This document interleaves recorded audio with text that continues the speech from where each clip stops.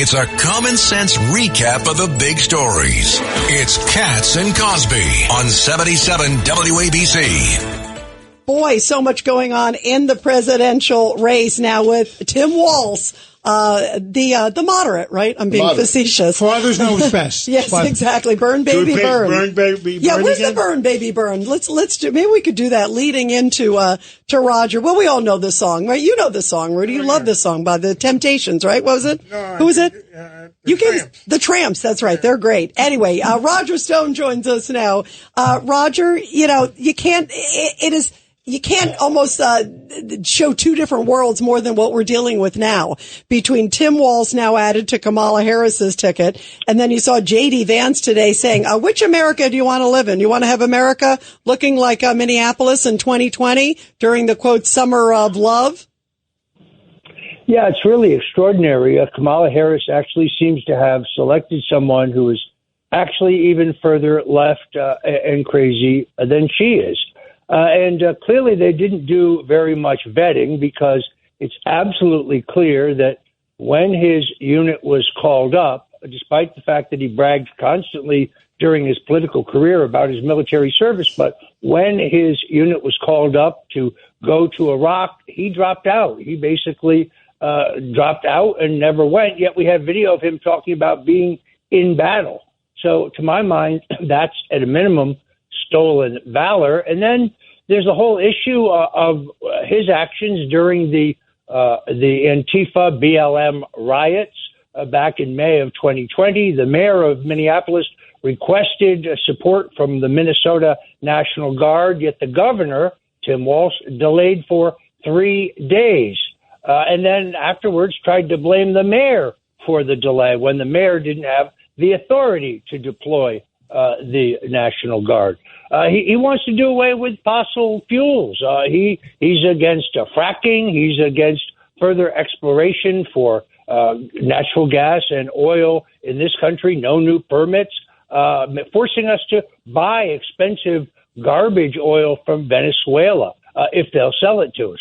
So he's a radical like she is. And if he was the do no harm, the safest choice of the three finalists here, I think they've got an angry radical on their hands who's a bit of a hothead. This is going to be very interesting. Roger, it's Tony Carbonetti.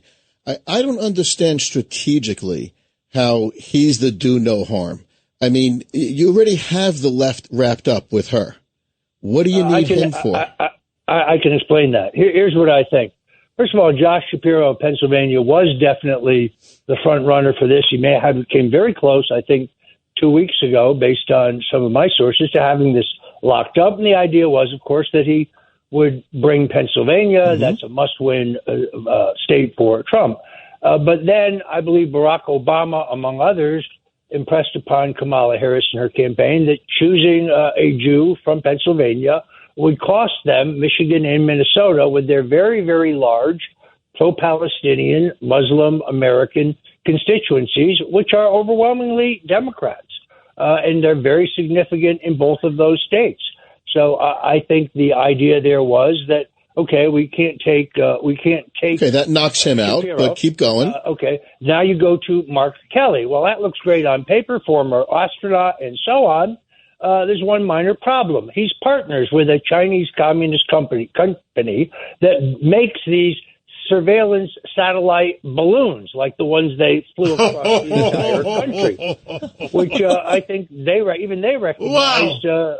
Okay, that knocks him out. Roger's knocking him down like bowling pins now. Yeah. Well, and then in his spare time, Kelly also, had a side job as a U.S. Senator from Arizona. Then there was, I think, an effort to look at alternatives. She went to the governor, North Carolina, of Kentucky. She looked at him. She looked at the governor of North Carolina, but neither one of them were thought able to carry those states. Trump is in very strong shape in both of them.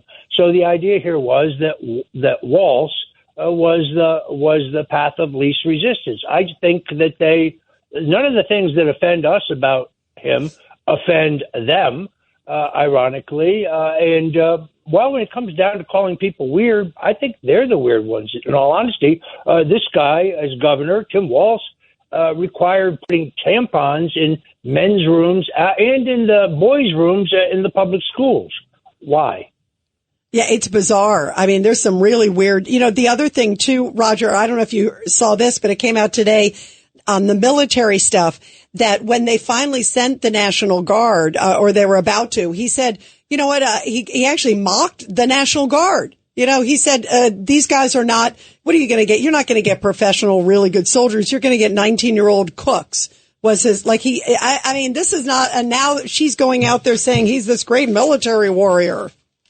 Well, he also attacked the people who live in rural Minnesota, denigrating them as mostly rocks and cows outside the Twin Cities.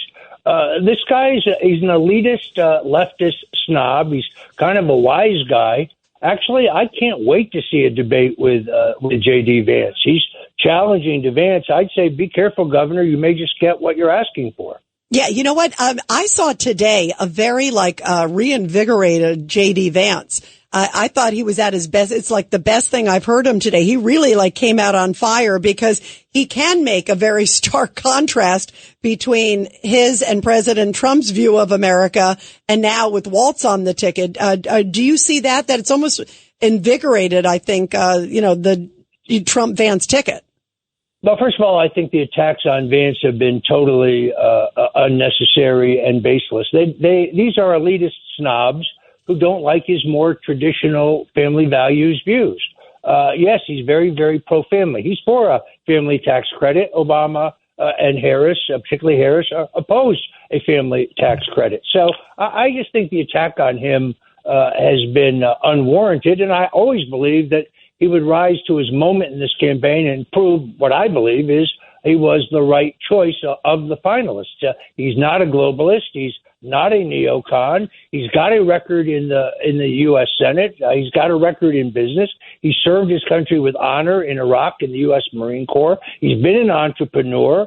He comes from very, very hard-scrabble background, self-made. I think that he is the American success story. It's one of the reasons that the left hates him so much. He will prove to be the right choice now, particularly given the stark contrast with Governor Walz, who did not serve the people.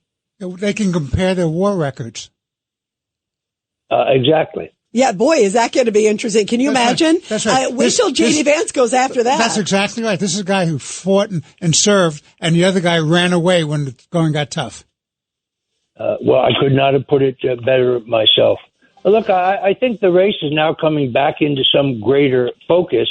You have this gigantic Kamala media blitz psyop being run where they're trying to convince us that she's popular, she's surging, she's a historical figure. But the key to this is notice no press conferences, no one-on-one interviews with any serious journalists. Even when she gets off a plane now and she has a brief, a point where she intersects with the press, she reads from a little notebook that they've given her. She inherited Biden's playbook.